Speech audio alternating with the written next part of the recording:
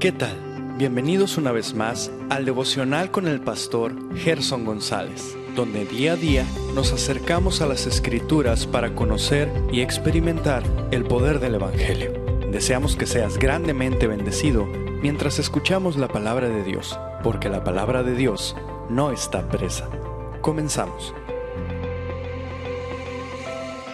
Bendiciones, el Señor sea contigo. Esta mañana vamos a tomar las palabras del puritano Anthony Burks, abrumado por tu gracia.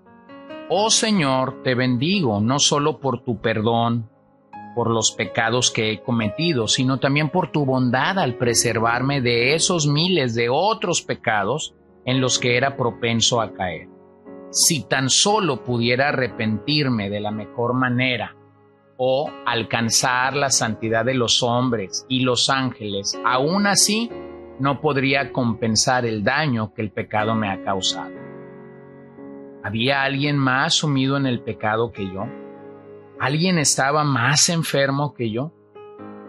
Puede ser que miles y miles de otras almas estén tomando su lugar en el infierno, por menos pecados y menos graves que los míos. No te pido que revoques ninguna de tus advertencias, ni que anules tu palabra. No te pido que seas injusto, pero en tu sabiduría has mostrado un camino para ser perdonado y que tú también estés satisfecho. Tu desbordante bondad me supera. Si tan solo tuviera los corazones de todos los hombres y ángeles para alabarte. Amén. Y es que esta es una verdad, querido amigo, querido hermano. La bondad de Dios nos supera. Su gracia es vertiginosa, es realmente portentosa, poderosa, de tal manera que no podemos pelear contra ella. Y es lo que hemos venido observando en la vida del apóstol Pablo. Un hombre al que Dios atrajo y él no tuvo el ímpetu y el poder para resistirlo. Un hombre del cual hemos aprendido cómo es que cuando un pecador es llamado, verdaderamente es transformado. Cuando éste es transformado, entonces vemos que Dios tiene que llevarnos a cursar ciertas materias importantes en su escuela, como lo son la espera y el sufrimiento. La espera y el sufrimiento funcionan de una manera maravillosa para una persona que ha sido llamada a la salvación, aunque en el momento que estamos cursándolas no parece así para nosotros.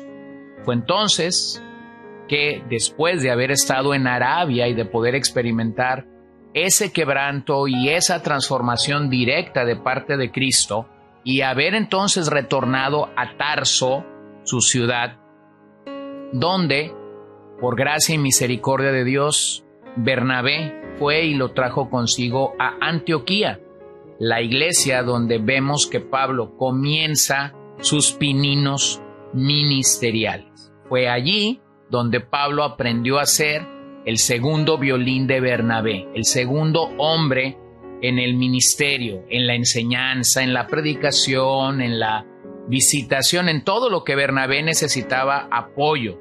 Pero ahora quiero que observemos en los primeros 3 versículos de Hechos, capítulo 13, lo que Pablo y otros hombres en esa ciudad estaban haciendo para hacer avanzar la obra del Señor en esta iglesia. Así que vayamos a Antioquía. Bernabé y Saulo han regresado de su misión para llevar ayuda económica a los santos en Jerusalén, sin imaginarse lo que Dios tenía preparado regreso a casa. Debemos recordar que en el libro de los Hechos fue la persecución y no la planificación lo que había llevado a la iglesia a nuevos lugares. Es muy interesante cuando lees el libro de los Hechos observar que los primeros misioneros eran parte de una iglesia local. Nuestros días están plagados de personas que tienen en poca estima la iglesia local. Personas que han abandonado totalmente sus iglesias locales. Bueno, lo hemos visto en los últimos años, en el en la época post-pandemia, hemos visto cómo muchas personas declinaron de ser fieles asistentes a una iglesia local y ahora se mantienen de culto en culto a través de la web.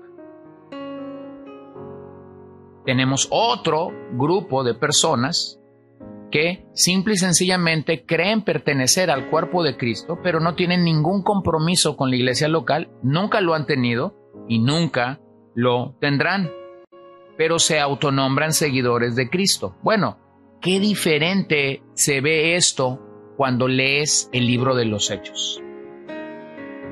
El capítulo 13 de este libro da inicio a la segunda parte del libro de los Hechos, siendo Antioquía y no Jerusalén el centro de las misiones de la iglesia para alcanzar a los gentiles. De esta manera Dios muestra que nadie es indispensable en su misión.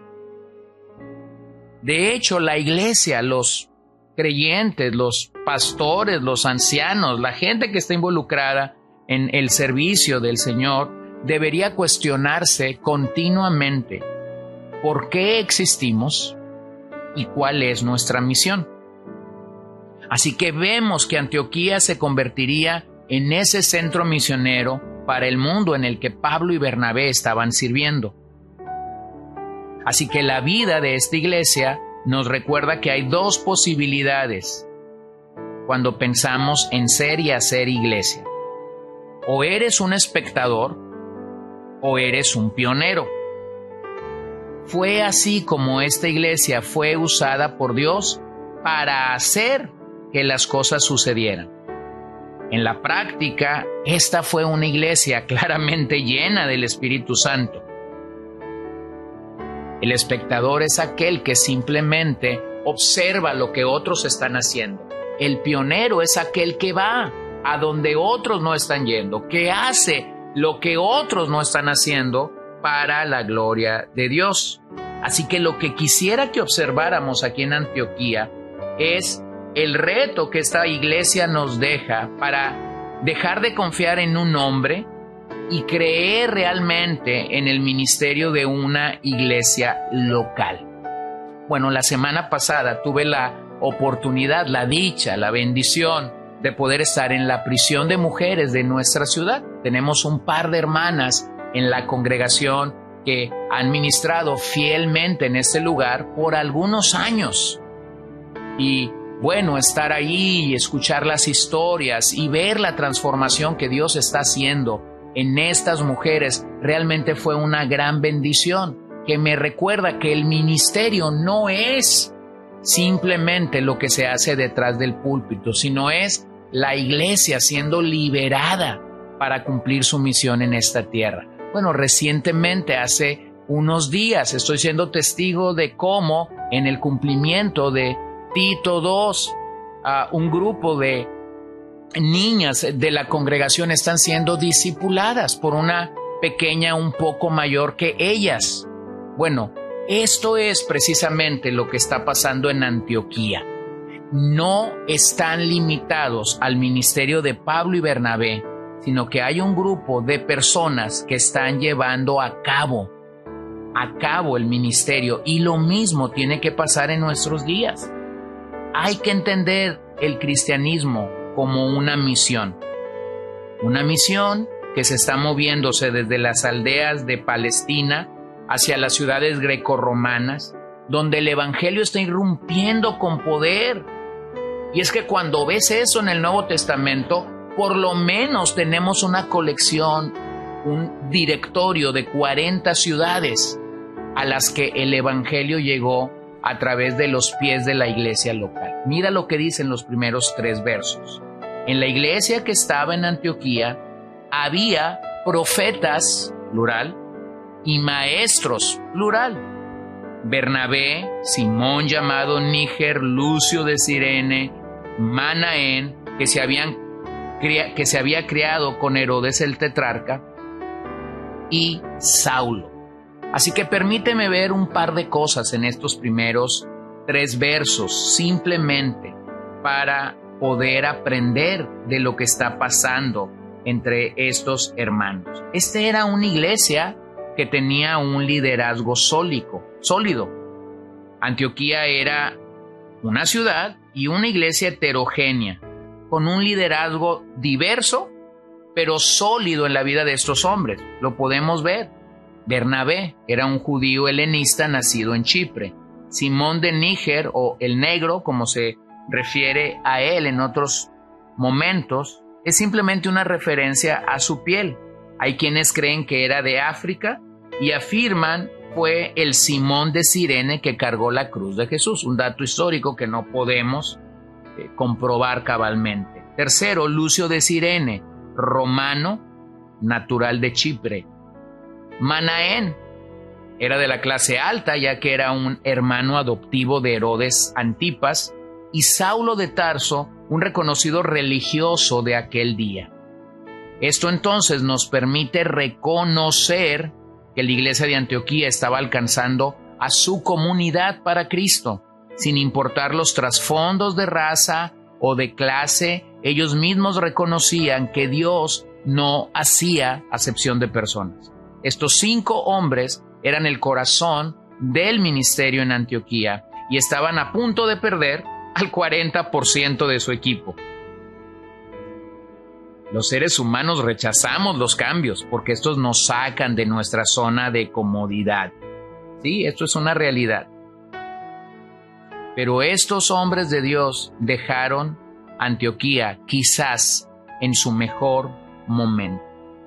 Escuchamos que había en esta iglesia profetas y maestros. Profetas eran aquellos que hablaban para edificación, exhortación y consolación a los santos. Fueron predicadores de la revelación divina que Dios quería compartir con ellos. Su participación era más práctica que doctrinal. Pero también gozaban en Antioquía de maestros. Tuvieron una función triple en este tiempo: comunicar las enseñanzas, interpretar las escrituras y ayudar a desarrollar el carácter cristiano. Bueno, gracias a Dios que en el momento en el que tú y yo vivimos, podemos saber que la palabra de Dios ha sido completada para nosotros y los hombres que nos ministran el día de hoy fungen o realizan esta función. Nos edifican, nos exhortan, nos consuelan, nos predican la revelación divina, siguen interpretando las escrituras, tanto de una manera práctica como doctrinal, pero también enfocados en el desarrollo de nuestro carácter.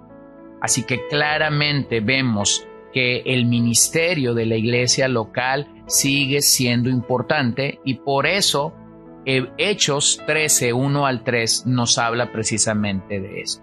Oremos esta mañana. Señor Jesús, te doy gracias porque tu palabra dice que tú edificarías tu iglesia y así lo has hecho. Has edificado tu iglesia en la persona y en la obra de Cristo Jesús y nosotros estamos anclados y seguros en esta realidad. Danos a Cristo en todo momento para que nosotros podamos seguir avanzando, podamos seguir creciendo y podamos seguir viendo tu obra en nuestras vidas. Y mientras esto pasa, permítenos seguir creciendo en una vida cristiana doctrinal, en una vida cristiana práctica y también en el desarrollo del carácter cristiano que todos nosotros necesitamos. Te lo ruego en esta mañana, te lo pido con todo mi corazón y te pido que tú seas glorificado, levantado y exaltado en nuestros corazones para la gloria de tu nombre. Es que lo pedimos, Señor. Amén. Que el Señor te bendiga en esta ocasión. Gracias por acompañarnos el día de hoy. No olvides compartir este devocional con todos tus conocidos y recuerda que puedes seguirnos en Podbean, Spotify y Facebook como CCBN Los Mochis para que puedas escuchar todos los mensajes, los devocionales y también seguir nuestras transmisiones en vivo. Esperamos que nos acompañes el día de mañana. Que el Señor te bendiga.